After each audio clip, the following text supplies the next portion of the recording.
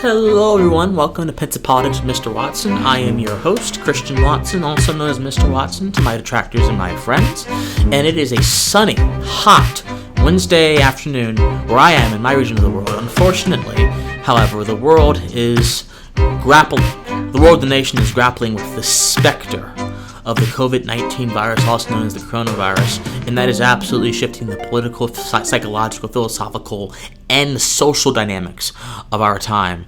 And so we're going to get into that. We're going to talk about how the president has been reacting to all of this.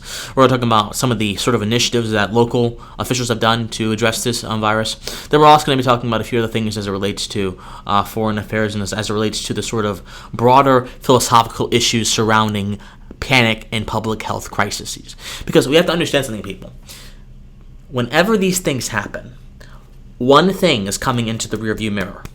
It's something that sits in the back of a lot of our minds, but it's always there. It is a constant in life, it is a constant in the universe, and it is a constant throughout every point in time. There have been poems written about this particular concept. There have been bands, metal bands named after this particular concept. There have been nations that have fell because of this particular concept. There have been marriages that have dissolved because of this particular concept. There have been all sorts of things that have happened that have been festooned into mediocrity or festooned into destruction because of this concept. And this concept is death. That's right. Death. Whenever anyone who has a good sense of mind comes into contact with the possibility of their death, they lose their good sense and they go into pure instinct mode. Their instincts arrest their faculties and take over as a domineering sort of thought navigation system within their minds, and that sort of guides the rest of their action from that point on until they are assured that the specter of death that has visited them in the rearview mirror is now way behind them in the rearview mirror, at least, or appears to be gone. That is the underlying conceptual principle that defines and explains the reaction we're seeing to COVID-19. So, we're seeing grocery stores, the grocery industry like Walmart. Walmart is selling out of things like toilet paper. Why toilet paper? Out of everything you could need during an epidemic, a virus epidemic. Why toilet paper?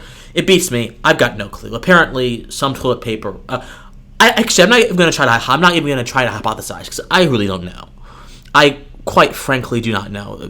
Human beings are some of the most mysterious creatures on this planet.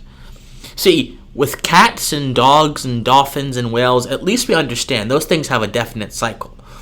Those things revolve like a wheel revolves on its axis.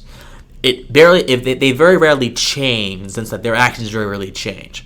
But human beings are thankfully very dynamic creatures. We are very growing creatures. We are very diverse creatures. We are very complex creatures. So our motivations cannot be reduced down to a singular action or a singular cause.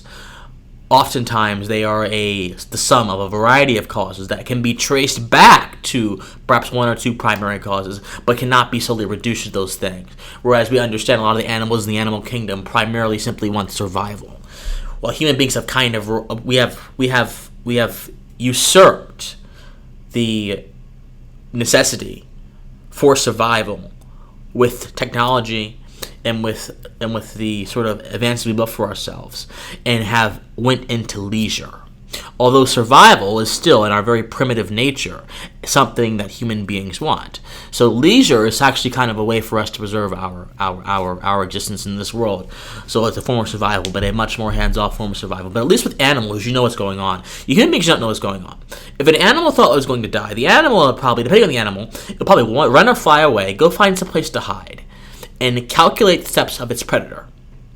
With human beings, we think we're going to die or get sick.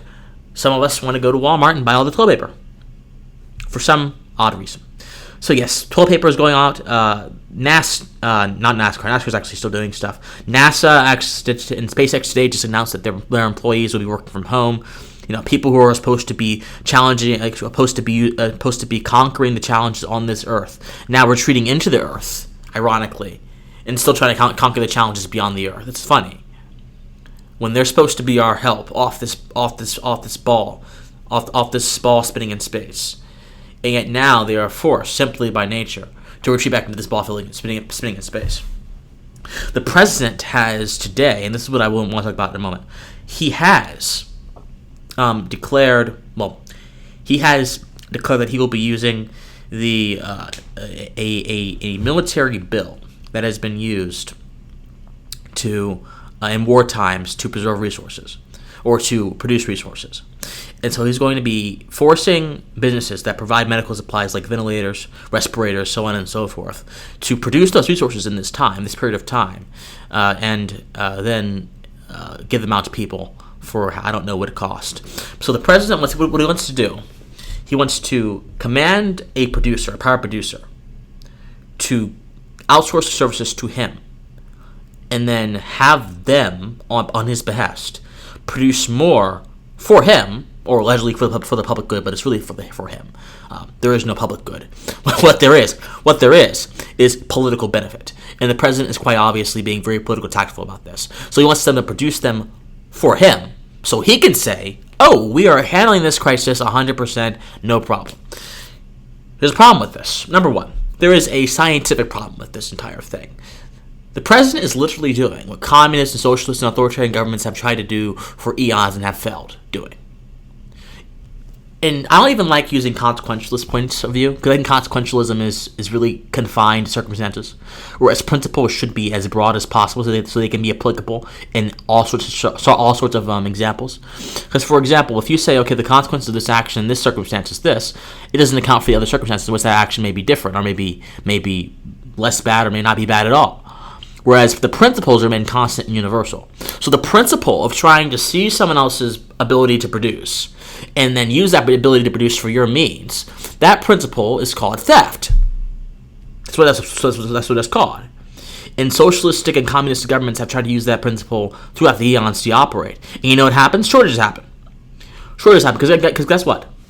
The government, and any economic student will know this. This is a scientific issue. The government does not have the incentive to produce. The government doesn't have an incentive to do anything except maintain its hold on force. And so when you seize a business's ability to produce, when they have incentives to actually do something for profit and for the benefit of their customers, which may manifest in many different ways, but ultimately goes back to the profit motive, you are thereby destroying the mechanism by which they use to A, measure their stock, B, decide which products to produce, C, decide how to effectively distribute those products. You're basically destroying their ability to be efficient and to stay afloat when you seize their production. So the president has basically taken an authoritarian step towards fixing a public health crisis through the seizure of production, which will lead to an even bigger crisis down the line. But Mitch McConnell is saying that this is needed. This is necessary. We need to provide these resources. I agree. Resources like this are definitely needed and necessary. People need respirators. People need ventilators. People need all this stuff to assist their breathing and to conquer the sort of phantoms of disease that are rising up out of the earth and attacking humans right now. Of course, I actually agree. Mitch is right. But what he's wrong about is asserting that Uncle Sam, the government, needs to do that, because for the reason I just said, the government is an inefficient handler of other people's resources. And since the only resource the government owns, or doesn't own, possesses, is other people's resources, the government is overall efficient in the dispensation and the production of anything to do it economically. This is a historical empirical fact. This is a principle fact. It's true both in the philosophical realm and the material realm. It's just something that is self-evident. However, so many folks don't want to take the realization that this is the truth. So many folks want to rely on something outside of themselves to fix something they're dealing with. COVID-19, my people, COVID-19 is something that affects you individually. Does it have sort of galactic or seismic or broader effects? Absolutely. But it begins and ends with the individual and individual self-care, individual self-quarantine. COVID-19 does not affect a mass of a group. COVID-19 might infect, I suppose, 2 people of a group, but if the rest of the people in those group don't get infected, the public, the majority good, doesn't really matter. What matters is the individual good. And in this time, the individual good is under assault.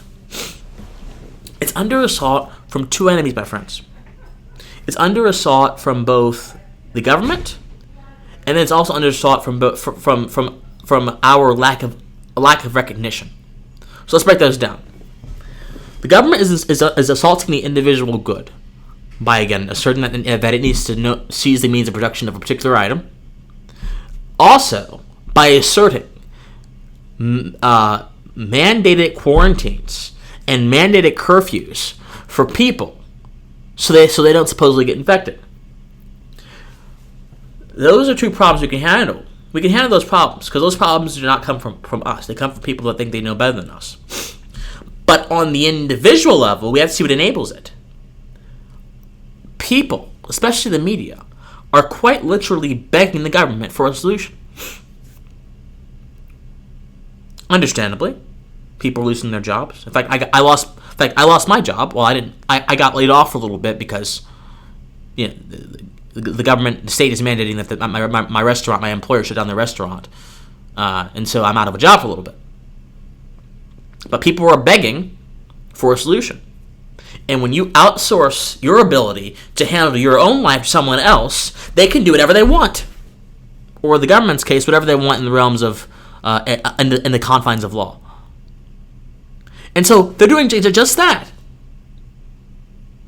They're doing just that. Which is peculiar. Because guess what? A lot of Americans are doing very, very well in self-quarantining themselves and taking responsibility for their own health. You know why? Self-interest. Self-interest is one of the key aspects of the foundational bedrock of a natural freedom that builds up our individual character and builds up our ability to operate in this world. Most people recognize self-interest, and if it's in someone's self-interest to take care of their own health, absolutely. But it's in very little of our self-interest, beyond the bureaucrats, beyond the people who actually want this kind of things to happen, beyond even the private entities lobbying for the government to do these things. It's in very little of our self-interest to allow the government to mandate that we do certain things in this period of crisis that we otherwise wouldn't do, that we otherwise don't have the need to do, or that we don't have the need to do at all.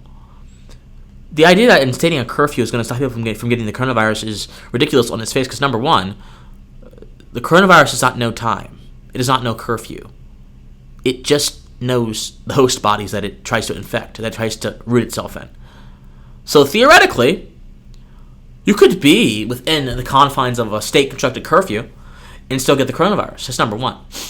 Number two, the coronavirus does not know distance. It doesn't. It spreads everywhere. It spreads everywhere its host goes, which is why so many airlines are having to cut back, having to slash prices, because the coronavirus is something that's sort of ubiquitous thing that really doesn't know borders. So to try to put a border on the coronavirus by shutting down people who do know borders, most unfortunately, I wish we didn't know borders. I wish borders weren't a thing.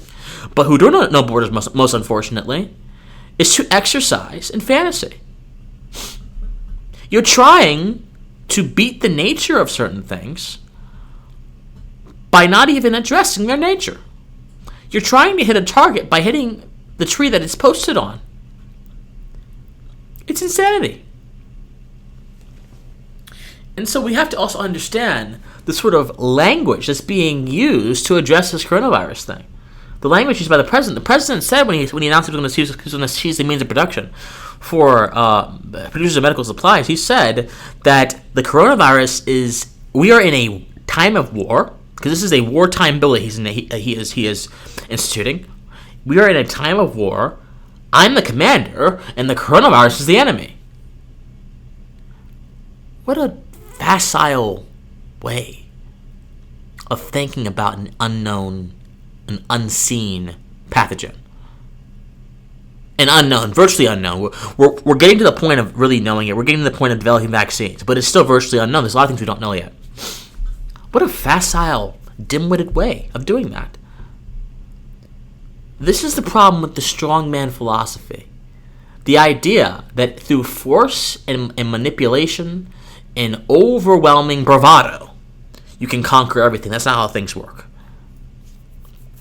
Alexander the Great knew that when he at 27 just died after his empire had spanned across the known world. He just died.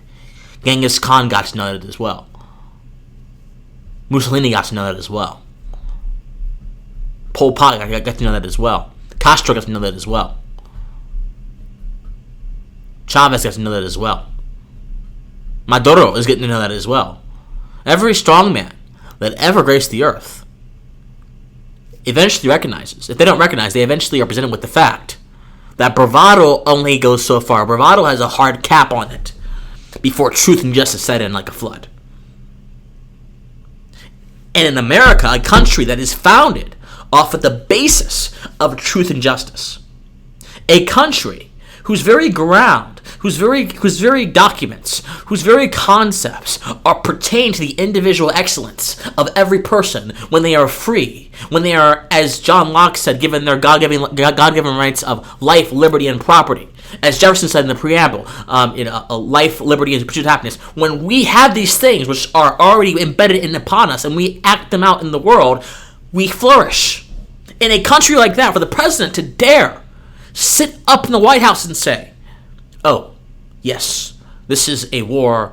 I am the commander. It is the enemy," is to exercise the greatest abomination anyone who has the privilege of preserving the sacred principles of freedom, has ever committed. One of the greatest. You could say that Barack Obama, with his derision of civil liberties, probably committed some more of the greatest as well. You could say that, I don't know, Woodrow Wilson, with his penchant for monetary manipulation, and the Federal Reserve probably did it as well. You could say that Andrew Jackson, with his absolute hatred of the American Indians, probably did it as well. There's a bunch of people without American history who have done absolutely terrible things. And the president is perpetuating that drill virus, that real infection of strongman populism, strongman bravado, strongman gutso, that is leading to the absolute decline of what truly it means to be an American, what truly it means to be a human being, to be free, to be living. Also, if you want to just like pure logical thing, you can't wage traditional warfare against a virus, because a virus that's not how. So traditional warfare is waged between governments. A virus is not a government. So to take a bill that was meant to be used in a time of war against another government, against a human entity, not a spectral entity like the coronavirus, but a human entity, and to then say, we're going to approach this in the same exact way as we do a human entity, is to A, miss the entire concept of the very bill that you're using, B, set yourself up for failure because you're not even fighting the right battle with the right person, and C, simply show that your arrogance is on display here as opposed to your prudence. That's all he's doing. You cannot. You cannot fight an inhuman thing by purely human means. And this is part of the reason why I have a big emphasis on spirituality in my talks. And spirituality does not have to mean you believe in some sort of God or a deity, although I personally do. But spirituality can simply mean that you recognize that there is a hidden world somewhere in the sort of the realm of the forms, as Plato would say, and you can tap into that world and root the concepts of that world into this world and spread their power around. Let me give you an example. Love is nothing but a concept until it is rooted into reality and officiated by touching the hand of the person you care about you're courting, by kissing, by uttering those 3 solemn words, "I love you," by thinking about all of the things about that person you care about. Love, but before all that comes in, love is just a concept. It's, as many of my friends would say, impractical. Philosophy is impractical. It's impractical. That's what love is at the start. But when you manifest that, it is one of the most powerful things humanity has ever seen. It has caused civilizations to fall and rise, literally. It has caused concepts and ideas to be shifted and shaken and inquired about and interrogated.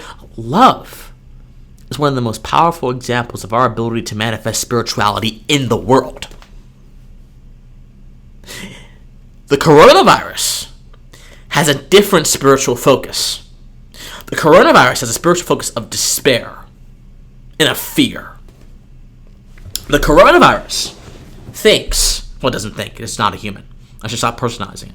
But the coronavirus primarily thrives off of people panicking. Because if you panic, guess what happens? They say you need to be socially distant. Okay, you panic, you go to the store, you're in a crowd of people, you're not socially distant. When the masses panic, they gather for a moment and they disperse. And in that moment of gathering, the coronavirus can set in immediately. Oh, but I'm at home. Doesn't matter. It only takes a few things, a few moments, a few moments of contact for the coronavirus to set in. A few things, my brothers. That doesn't mean you should be scared. You should avoid mass places. But it's ironic that the panic generated by this media coverage and by the president's initiatives has only served to increase the level of cases we have in America. We have well over 1,000 cases right now. There are over 200,000 cases in the world. America has over 1,000. There are new cases popping up every day. Despite the quarantines, despite the mandates, despite everything, they're popping up. So a prudent individual, a rational individual, someone who understands their own human brilliance, their own human genius, would convert the situation to the factory of brilliance that is in their minds and would put in the output a realization that perhaps the government response to this is either A, wholly inefficient, B, wholly unnecessary, or C, all of the above. Which would then compel them to look at the entity that lies outside the government, the self. The coronavirus, my friends, lies with the self. The coronavirus response lies with the self. This does not mean you shouldn't wash your hands. This does not mean you shouldn't quarantine yourself if you've actually suspect you have symptoms. All this means is that you have to stop outsourcing your duties to people or to things, to concepts, to institutions, to bodies that are not yours. Because these are battles for you to fight, my friends. It's okay to have help. Not wrong with having help.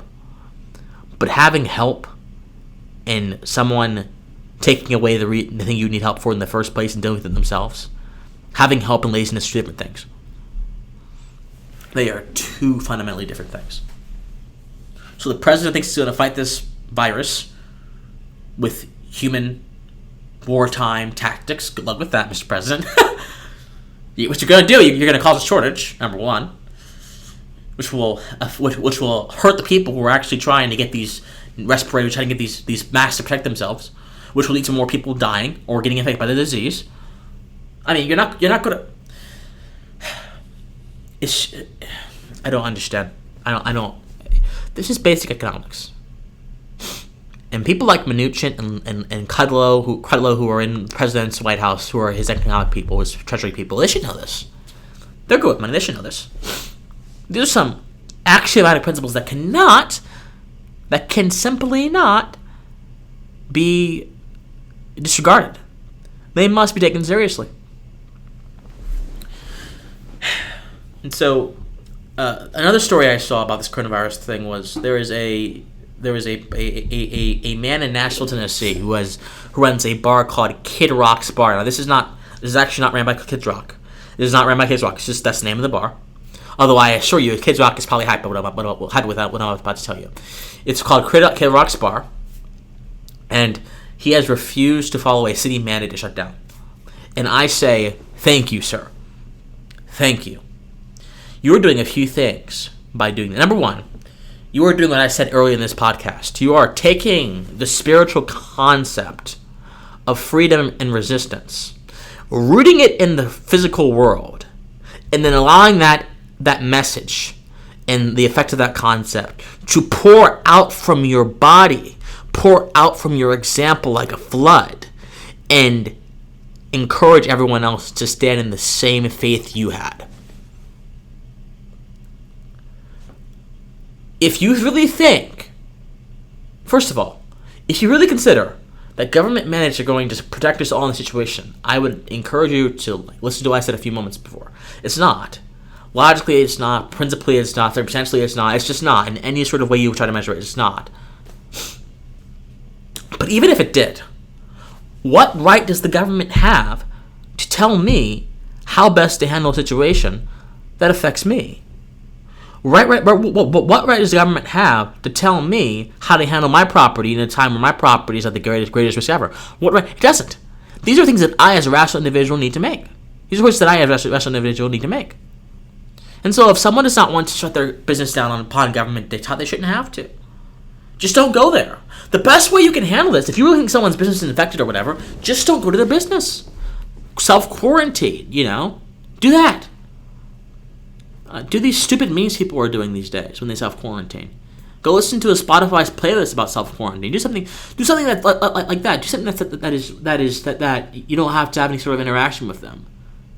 Don't get in the business of thuggery and gangsterism and autocracy and despotism and statism and all that kind of stuff, and try to seize their ability to live their own life. Now, the primary objection that will be raised to this will be, well, it's not just their life, it's also my life. Yes, it is your life, indeed, yes, which is why you can stay away from them. We are connected, my friends. We have a spiritual connection and a physical connection that is manifest in the form of the brotherhood of man and woman. Cooperation. The philosophers of political antiquity tried to describe this as a social contract or what have you, although I think the social contract is nonsense. I think the contract is, something you have to sign. I never signed the social contract. But I do think we have a social spirituality, in America at least, that connects us. It's not a shared heritage. It's not anything like that. It is simply a simple recognition of our ability to do great by being free. That's all it is. We have that brotherhood in common, my brothers. We have that brotherhood in common. And so that's our connection. Physically, you can section yourself off from people still. You can still pull a Henry David Thoreau if you would so please. You don't have to go in the presence of someone who is being reckless or who you think is being reckless. And certainly with that fact being obvious, you certainly shouldn't demand that these people sort of follow your way of doing things when it's your life that's at stake. Personal responsibility is the solution to this coronavirus thing. The solution to the pandemonium that has ensued. It's going to be a solution to the shortages. It's going to be a solution to the sort of ill-conceived demonic ideas on how you handle this by seizing people's property and using. It's going to be personal responsibility is going to be the fix of how we respond to this. It may seem like I'm rambling, but really, I'm trying to give you some truth, because you can't script this stuff down. You can't write this stuff down in the script and just read it off. No, because this is a serious issue, people. It's a serious issue. It's an issue that is affecting all sorts of people in all sorts of ways. It is giving people panic attacks, it's making people depressed. It is attacking people in every single way, shape, and form. This is a serious issue, and we have to address it in that fashion. That's why there's urgency in my voice. That's why I'm being passionate about this. That's why I'm serious about this. It's a serious issue. But it's not so serious, and nothing is ever so serious, that you need to sacrifice your ability to handle it. That's the antithesis of how you handle a serious issue. And so there's talks of unemployment benefits being given out to people. Companies with below 500 workers are going to be, I believe something's going to happen with them. They're going to be subsidized, something like that. Although corporations obviously will not be. So the question is, Minuchin, who are you playing duck and run with? That's a big question for me. I don't know. But it seems like the closer you get to the government, and the more power you have to do things, to levy power across the political spectrum and the social spectrum as well, which is a consideration that we'll have for another episode. But I simply wanted to sound the alarm and declare war on the panic that so many people are feeling, that so many people are having towards this issue. I simply wanted to bind that with reason, bind it with assuredness, bind it, right? Because the ancient texts say that which you bound on this earth is going to be bound in the spiritual realms, right? We bound Nazism in World War II. We bound it by confronting it. And then physically, we bound it in heaven by confronting it. Then physically on earth, bound it by arresting the nexus of Nazism with the American Allied forces when they marched into Berlin in 1945. And so we can bind this coronavirus by binding the fear that we're feeling around this coronavirus, and then addressing the medical issues, operating with a clear head, operating without the stress and the pressures of people losing their job, with people losing their lives, operating with just the virus itself as the consideration. The question is, are you going to join that divine tradition that so many American leaders and so many world leaders that have fought for liberty have used for years to bind things? Or are you going to run towards paternalism and autocracy to handle issues that are not too far removed from your life, and that you have the keys and the power to handle in your space, at your house, right now? That's the question I leave you all with, ladies and gentlemen. Thank you for listening to this episode of Pensive Politics, Mr. Watson. Hopefully, we will not... I don't want to focus too much this show's time on this virus, but it consumes the presses. It remains a hot topic issue, and for as long as it remains an issue, I'll be talking about it. So, thank you so much for joining me. Until next time, goodbye, America.